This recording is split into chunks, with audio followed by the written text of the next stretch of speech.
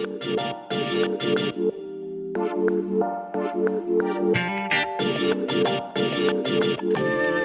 everyone, Joe from Starling Cycles. We're going to try and give you a weekly, maybe bi-weekly update, talking about what's happening in Starling Cycles, talking about what's happening in the workshop, just give you a bit of an insight into how it all works and what's going on.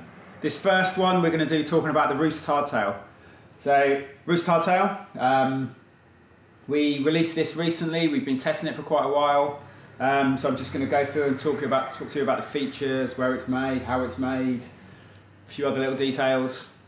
So Roost hardtail, first Starling Cycles. Up until now we've only made full suspension bikes. We've made a couple of little commuter bikes, but they didn't really sell, and it was more of a sort of development project, or sort of fun project than anything else. We did the clunker, but this is our first proper mountain bike hardtail. So it's mullet first of all. So it's 29-inch front, 27-inch rear wheel. The reason we did that, to me, hardtails are for fun. They're for playing in the woods. They're for riding in muddy weather. They're for popping up on the back wheel, flying around, doing fun stuff on. The smaller rear wheel allows you to get shorter chainstays. It helps with the packaging and the shorter chainstays, which makes the bike more fun. So mullet, big front wheel. We know the big front wheel goes over. Well, it doesn't roll over things better. There's a whole thing on my tech blog about this. It's more stable gyroscopically. So go to my tech blogs and read up about different wheel sizes, and I'll explain my theory behind why the 29 on the front is good. So mullet, stainless steel. So that's an important thing. This isn't made from standard carbon steel like my other frames, Reynolds 853. It's made from stainless steel. This particular stainless isn't heat treated, and it's pretty much the same properties as Reynolds 853 that we use on our other frames. It's the same stiffness, it's the same weight, it's the same strength. It's good that it's not heat treated. One of the issues with stainless, it can get brittle. Not heat treating it makes it more ductile. So it's pretty much equivalent strength to the 853 we use. But so its main benefit is it's shiny, it's beautiful. It's sort of, if you see this thing in the flesh, it's lovely. If you get any scratches on it, you can just polish them out with a bit of wire wool. It's beautiful, it looks lovely. Everybody who sees this bike says it's a beautiful looking thing. And it doesn't rust. Stainless doesn't rust, so there's no issues with rust at all anyway. We get the stainless frames made in Taiwan. We haven't got the skills at the moment to make stainless in the workshop, so this is made by Ora in Taiwan. Ora are the best manufacturing company in Taiwan by far. They specialise in stainless and titanium and high-end steel frames, so they are the best people to make this frame. So mullet, stainless, designed for a 140mm fork. To me, a hardtail, if you start getting really long on the forks, as you're riding along, the change in pitch is too much, so a 140 fork is ideal. But doesn't mean it won't run anything else. So Finley, our team rider, is running 160 and he's smashing it.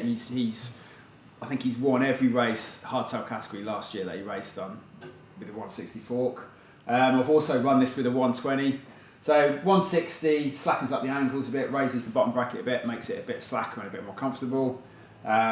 Shortening the fork drops it, makes it a little bit steeper, so it's more suited to a more XC type bike. But it's not an XC bike, it's a fun playing in the woods type bike. So mullet, stainless steel, 140 fork, 44mm head tube, fits all the standard tapered forks, same as all other frames, 31.6 seat tube, same as everything else, 148 boost rear end, with the axle included. It's very strange. I get loads of emails from people saying, do your bikes come with axles? Of course it comes with an axle, it's part of the bike. I find that quite strange, but maybe other brands don't supply axles. Cable routing, all the cable routing runs down the top of the down tube. The reason we did that, a lot of companies run some of their cables along the bottom of the chop tube and then down the stays, but then the dropper post that's got to come out of this port here then runs along the bottom. To me, it's really odd to have some tubes here, some tubes here. I wanted all the tubes in the right place. The top of the down tube becomes the place to do it. We did some prototypes with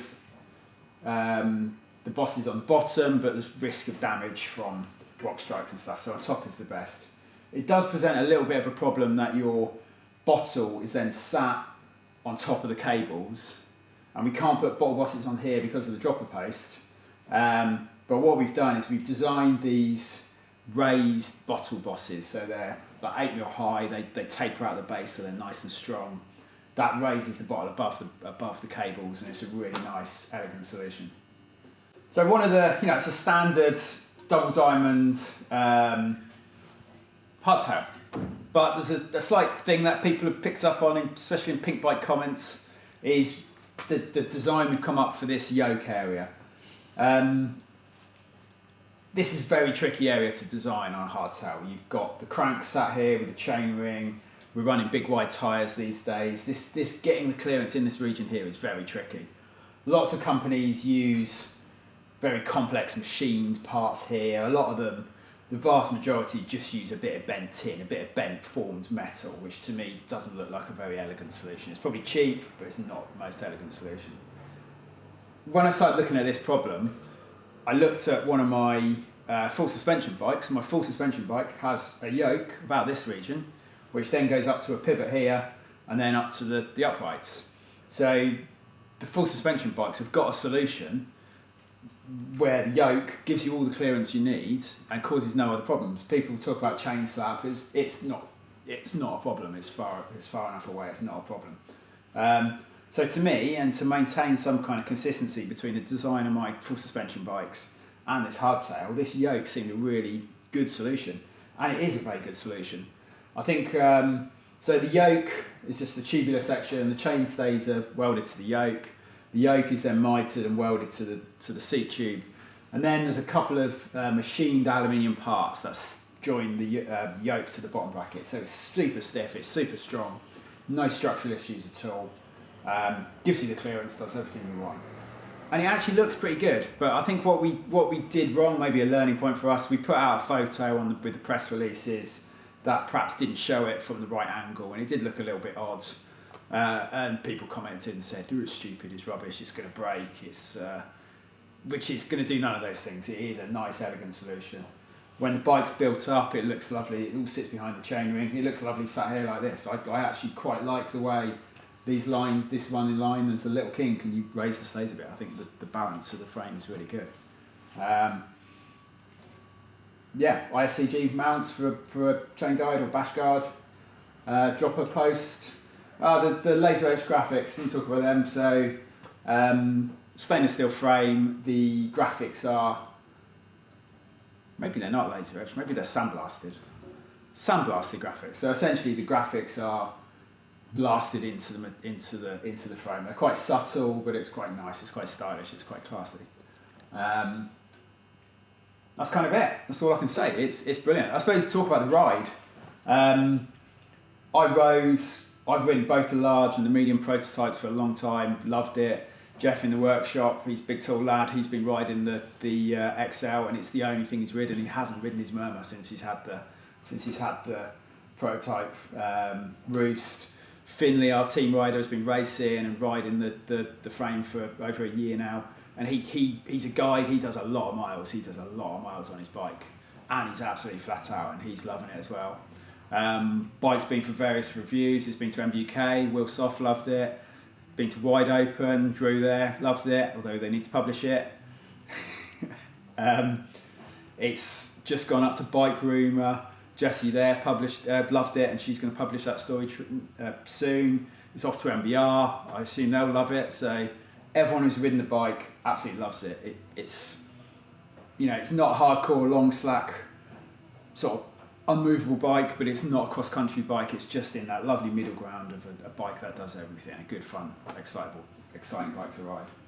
These frames are made in Taiwan. The batches on it is just getting finished off and should hopefully be with us sometime in April. So if you want one, get in touch now, and you can pre-order via the website.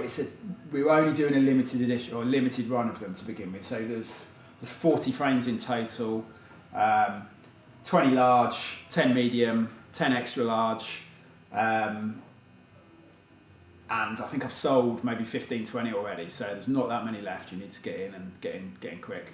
Just need to put a deposit down, then final payment before delivery. Haven't talked about geometry, have I? People like geometry. Talk about geometry. So I haven't talked about geometry, we'll talk a bit about geometry. With a 140 fork, it's 64 head tube. Head angle. Yeah. So with a 140 fork, it's 64 head angle. The large size is 120 head tube. The XL is a little bit longer, 130. Medium's 110. Seat angle is 76 degrees, so it's a degree slacker than my full suspension bikes, but that's because as the hardtail sags, it sags forward a little bit. So at sag, you're at a 77 head seat angle, same as you would be on my Murmur and swoop and twist. Chainstays, the chainstays actually vary between sizes. So for the large frame, they're 430. On the medium, they're 425. On the XL, they're 435. So we balance out the increased length of the front triangle on the larger frames with longer stays. Shorter front triangle, shorter stays. It just makes the bike more balanced for the different sizes. What else do you need to know? So I think it's a 4-6.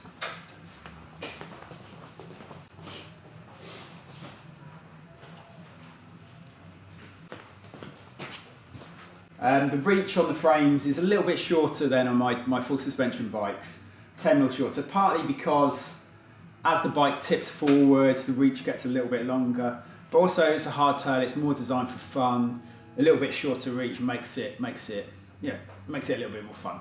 Used to be flickable. 10 years ago you said your bike was flickable, so we've made it a little bit shorter for a little bit more fun.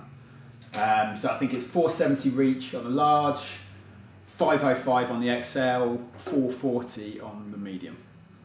And then seat tubes, relatively short seat tubes compared to a lot of brands. So we've got 440 on the large, 410 on the medium, 480 on the XL, and that allows you to run a nice long dropper post, which is good. Bottom bracket drop.